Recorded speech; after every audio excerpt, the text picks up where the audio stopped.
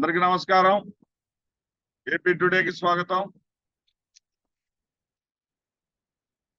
Manifesto విడుదల చేశాడండి చంద్రబాబు నాయుడు గారు. 2019 విడుదల చేసినటువంటి మేనిఫెస్టో గురించి మనం చూసాం. 2014 మేనిఫెస్టోని మనం చూసాం. 2014 మేనిఫెస్టోలో చంద్రబాబు నాయుడు గారు, పవన్ కళ్యాణ్ గారు, నరేంద్ర మోడీ గారు ముగ్గురు చక్కగా బొమ్మలు వేసుకున్నారు, సంతకాలు పెట్టారు, ప్రజల మధ్యకు వదిలేశారు. సరే, నిన్న మళ్ళీ పొత్తు కలిశారు. జగన్మోహన్ రెడ్డి గారిని ఒంటరిగా ఓడించలేమని చెప్పేసి వాళ్ళందరూ కలిసి పొత్తు కలిశారు. అంతవరకు బాగానే ఉంది. కానీ ఈ యొక్క మేనిఫెస్టో రిలీజ్ లో మాత్రం భారతీయ జనతా పార్టీ అధ్యక్షురాలు అయినటువంటి పురంధేశ్వరి గారు లేరు. భారతీయ జనతా పార్టీ రాష్ట్ర ఇన్ఛార్జి ఆయన ముఖం తెలియని ఆయన ఒక ఆయన తీసుకొచ్చి అక్కడ పెట్టారు. సరే, పవన్ కళ్యాణ్ గారు కూడా అన్యమస్కంగా అయిష్టంగా అక్కడ ఉన్నట్లుగా మనకు కనిపించింది. ఎందుకంటే చంద్రబాబు నాయుడు మేనిఫెస్టో గురించి సమావేశం అని చెప్పేసి అక్కడ మొదలుపెట్టి తాను ఎలా సంపద సృష్టించానో అదే ఇదే అని చెప్తా ఉంటే ఆయనకి ఇసుకబుట్టి మధ్యలో వెళ్ళిపోతానంటే కాదు కాదు ఆగు అని చెప్పేసి ఆయన పెద్దలు అడుగుని ఆపుకోవటం మనం చూసాం, కళ్ళతో చూసాం. మరి పవన్ కళ్యాణ్ మధ్యలో వెళ్ళిపోతానంటానికి కారణం ఏంటి? భారతీయ జనతా పార్టీ వాళ్ళు ఈ మేనిఫెస్టోతో మాకు సంబంధం లేదని చెప్పడానికి కారణం ఏంటి? ఈ కారణాలను కానీ మనం ఒకసారి చూస్తే అసాధారణమైనటువంటి హామీలు ఈ రోజున జగన్మోహన్ రెడ్డి గారు ఇస్తున్నటువంటి సంక్షేమం, ఈ రాష్ట్రంలో 60,000 కోట్ల రూపాయలు సంవత్సరానికి ఖర్చు అవుతా ఉంటేనే ఉద్యోగస్తులకు జీతాలు లేట్ అవుతున్నాయని, పెన్షన్లు రావట్లేదని, బోనస్లు రావట్లేదని, మరి వాళ్ళ యొక్క సరెండర్ లీవ్స్ రావట్లేదని అనేక రకాలైనటువంటి కంప్లైంట్స్ వస్తా ఉన్నాయి. మరి 1,21,618 కోట్ల రూపాయలు చంద్రబాబు నాయుడు ఇస్తానన్నటువంటి హామీలన్నీ కానీ నెరవేర్చాలంటే డబ్బులు కావాలి. ఎక్కడి నుంచి వస్తాయి? అసలు ఉద్యోగస్తులకి జీతాలే రావా? జీతాలు కూడా ఇవ్వలేడా చంద్రబాబు నాయుడు? నిన్నటిదాకా జగన్మోహన్ రెడ్డి గారు ఇస్తున్నప్పుడు అది ఆంధ్రప్రదేశ్ రాష్ట్రం సిలోన్ అయిపోద్ది, శ్రీలంక అయిపోద్ది అని చెప్పినటువంటి వాళ్ళు ఇప్పుడేమన్నా మరి చంద్రబాబు ఇస్తే అమెరికా ఇద్దా అనే ప్రశ్నలు వస్తాయి. మనకెందుకు వచ్చిన బాధ ఇది? అందుకని మనం దీంట్లో వద్దని చెప్పేసి వాళ్ళు నిర్ణయం తీసుకున్నట్టుగా తెలిసింది.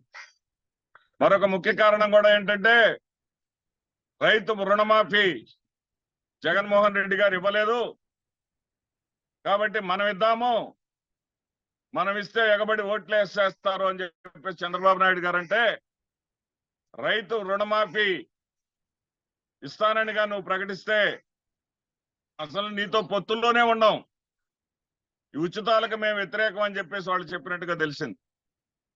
అయినా కానీ మరి వాళ్ళ పొత్తు వాళ్ళకి ఆయనకు అవసరం కాబట్టి, ఆ పొత్తు తప్పనిసరి కాబట్టి చంద్రబాబు నాయుడు గారు ఏదో ఆయన తిప్పలు ఆయన పడ్డాడు, అయిష్టంగా పవన్ కళ్యాణ్ పక్కన కూర్చోబెట్టుకున్నాడు. ఇక్కడ పవన్ కళ్యాణ్ అంత అయిష్టంగా ఉండటానికి ప్రధానమైనటువంటి కారణం ఏంటంటే 2014లో కూడా ఇలాంటి హామీలు ఇచ్చాడు. ఇలాంటి హామీలు ఇచ్చినప్పుడు చంద్రబాబు అమలు జరగకపోతే నాది గ్యారంటీ అని చెప్పాడు. చంద్రబాబు అమలు జరుపులా. మరి చివరికి బలయ్యాడు పవన్ కళ్యాణ్. అందుకని అతను అయిష్టంగా ఉన్నాడు. అదేవిధంగా భారతీయ జనతా పార్టీకి నచ్చనటువంటి మరొక ప్రధానమైనటువంటి అంశం ఉంది. అదేమిటంటే ఉచిత బస్సు.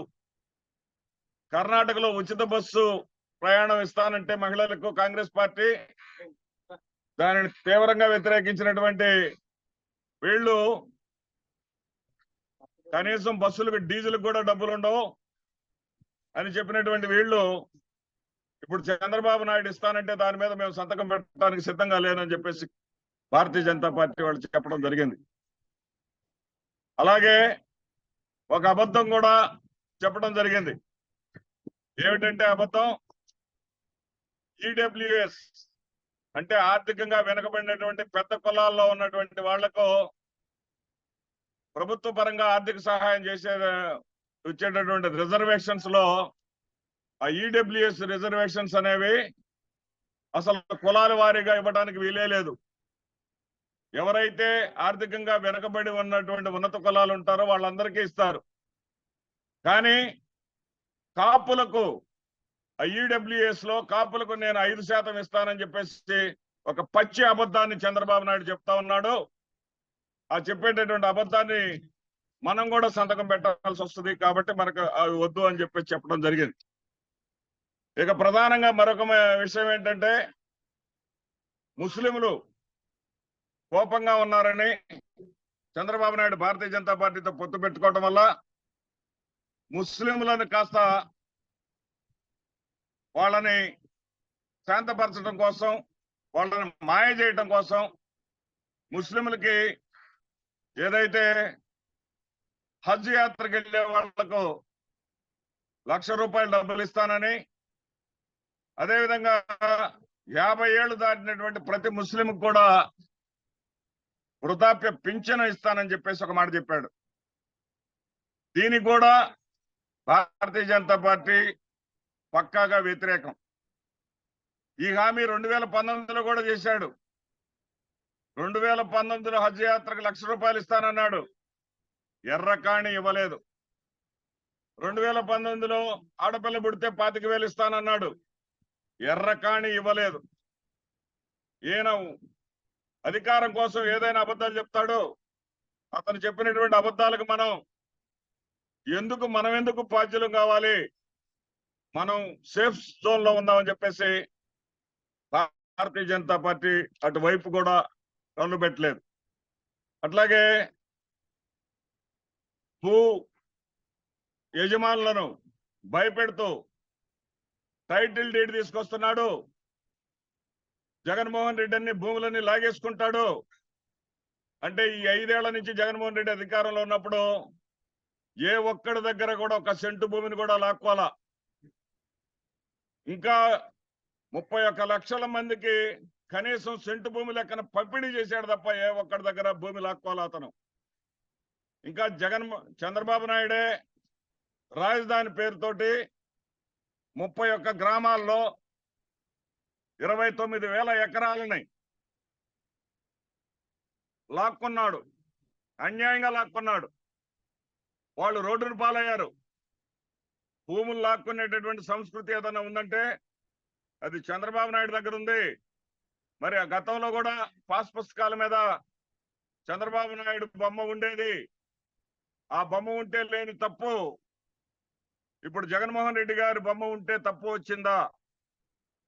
పైగా టైటిల్ డీడ్ అనే వ్యవహారం, భూ యజమానుల టైటిల్ డీడ్, ఈ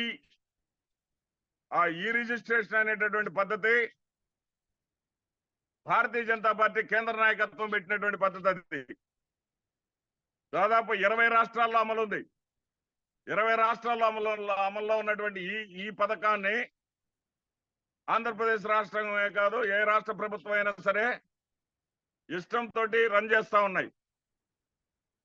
ప్రజల యొక్క ఆ ప్రగతి ద్వారా వాళ్ళకి అనేక రకాలైనటువంటి స్కీములు లబ్ధిదారులు కావడం కోసం ఈ విధమైనటువంటి ఏర్పాట్లు చేశారు. మరి దానిని వ్యతిరేకించాల్సినటువంటి అవసరం వాళ్ళకి కనిపించలా. అదేవిధంగా అనేక రకాలైనటువంటి అబద్ధాలని,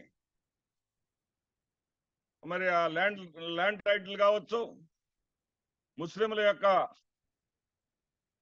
ప్రయోజనాలు కాపాడుతానని అంటూ నాటకాలు కావచ్చు, కాపులకు ఇస్తామనే ఒక నాటకాలు కావచ్చు, ఇలాంటి వాటన్నిటిని కూడా మనము బానిసలం మనం ప్రజలకు జవాబుదారు కాకూడదు అనే ఉద్దేశంతో, పైగా నిన్నటి నుంచి పచ్చ ఛానల్ వాళ్ళు, పచ్చ మీడియా వాళ్ళు ఒక కొత్త అంశాన్ని లేవనెత్తుతా ఉన్నారు.